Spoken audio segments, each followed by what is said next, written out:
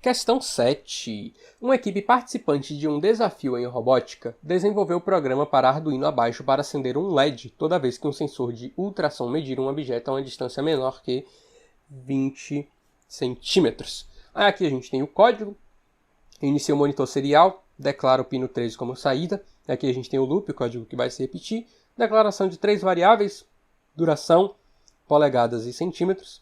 Aqui a gente tem um código, uma parcela de código que é em relação ao funcionamento do sensor ultrassônico, para os pinos para gerar a onda sonora que vai rebater no objeto e voltar. Aqui a gente tem a declaração do pino 8 como input. E aqui a gente tem que duration, a variável duration, recebe a saída de PIOS-in no pino 8, sinal alto. Aqui a gente tem um comentário dizendo que a velocidade do som é de 340 metros por segundo e que centímetro, ou seja, o valor calculado, muito provavelmente, recebe duration dividido por RA dividido por 2. E aí, se centímetro for menor que 20, ele acende o LED. Aqui ele coloca no monitor serial o valor lido. E a questão pede o seguinte: para que valor ou valores aproximados de RA o programa funciona adequadamente? E aqui temos as opções. Então, vou começar aqui fazendo uma pequena divisão na página, só para a gente poder tratar primeiro todas essas informações que a gente viu aqui no código. Então vamos lá, começando pelo seguinte. A gente sabe aqui que esse é o cálculo da distância, que ele é centímetro. Ele recebe duration dividido por RA dividido por 2. Quando a gente tem esse tipo de divisão sucessiva, é a mesma coisa que a gente colocar todos os divisores no denominador, multiplicando eles. Ou seja, duration dividido por RA dividido por 2 é a mesma coisa que duration dividido por 2 vezes RA. Então, CM igual duration dividido por 2 RA. Ah, Vitor, por que isso acontece? É o mesmo princípio da divisão de fração. Ou seja, se a gente admite sendo duration dividido por RA, a fração 1, e esse aqui dividido por 2, na divisão de fração temos que a gente conserva a primeira fração, duration dividido por RA, e multiplica pelo inverso da segunda. Ou seja, multiplica por 1 sobre 2, que dá duration dividido por 2 RA. Aqui, só para padronizar, vamos fazer o seguinte. A gente sabe que, por exemplo, centímetro aqui, ele é uma variável para calcular a distância entre o sensor e o objeto. Geralmente essa variável, a gente chama ela de D, aqui na resolução das questões. Então vamos continuar chamando ela de D. E duration é o tempo que a onda levou para ir até o objeto, bater e voltar. Então nesse caso, é uma unidade de tempo, vamos chamar isso daqui de T. Então nesse caso, transformando essa equação, temos que D é igual a T, e isso então dividido por 2 vezes RA. Certo? Essa fórmula, essa equação é a mesma equação que a gente tem aqui no código. E agora, tendo isso em mente, podemos avançar no desenvolvimento dessa equação. Então eu vou fazer o seguinte, eu só vou repetir ela aqui, mudando um pouquinho só as cores, colocar uma cor para cada. Então a gente tem que D vai ficar em azul a distância. Isso vai ser igual a T dividido, então, por 2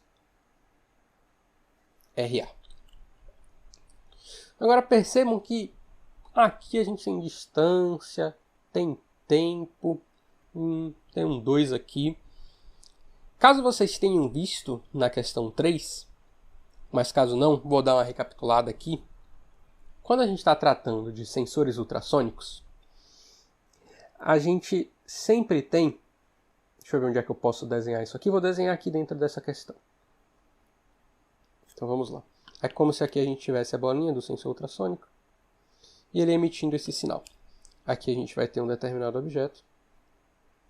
E o ultrassônico, a onda que o ultrassônico envia, ele vai percorrer essa distância D até o objeto, bate no objeto e volta percorrendo a distância d. Ou seja, no final das contas, a onda sonora ela percorre o dobro da distância entre o sensor e o objeto. Por isso que quando estamos tratando de sensores ultrassônicos, a fórmula da velocidade ela tem uma pequenazinha alteração. Ela, em vez de ser v igual a d sobre t, ela vira v igual a 2 vezes a distância percorrida, a distância entre o sensor e o objeto, o deslocamento, dividido por t. Justamente porque a onda viaja a distância d para ir e a distância d para voltar. Então, por isso que a gente adapta a fórmula dessa seguinte forma. Então, veja que aqui a gente tem v, 2 vezes d, t, a gente tem 2d e t. Então, que tal a gente fazer algumas manipulações aí interessantes? Vamos lá. Primeiro, passando 2 aqui para o numerador e t para o denominador. Temos o seguinte. 2, que vai então multiplicar d, tudo isso, dividido por t, é então igual a 1 sobre RA.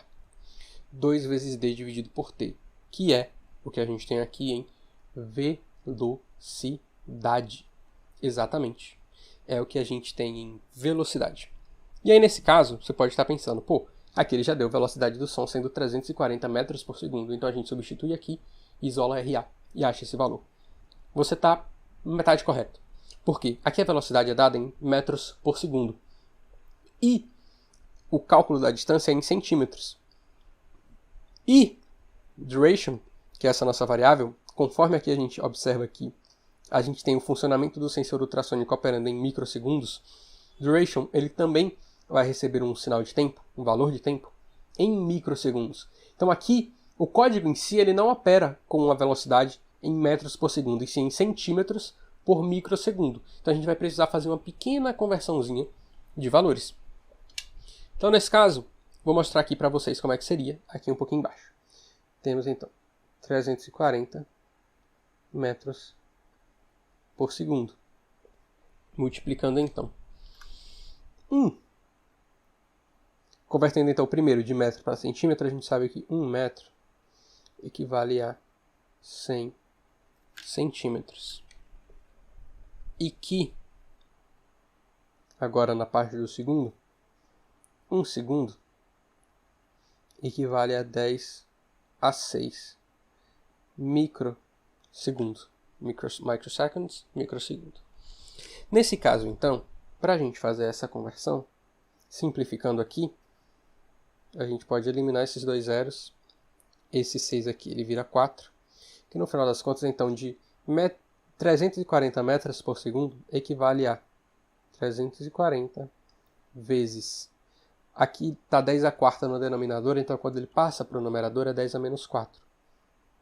10 a menos 4 centímetros por microsegundo. Agora, esse valor, sim, a gente pode colocar aqui na fórmula. Então, a gente sabe que, no final das contas, todo esse D aqui, toda essa equação aqui, ela é a nossa velocidade, que é o que a gente acabou de calcular. Então, vamos lá. 340 vezes 10 a menos 4, isso será, então, igual a 1 sobre RA. Se a gente agora, então, inverte, temos que RA será, então, obviamente, igual a 1 dividido por 340 vezes 10 a menos 4. Isso vai ser aproximadamente igual a 29,41. Como as alternativas elas estão em números inteiros, a gente aproxima isso daqui para 29, que é justamente o que a gente encontra na letra... Opa, não é de amarelo. Correto é azul. Letra C, resposta da questão 7.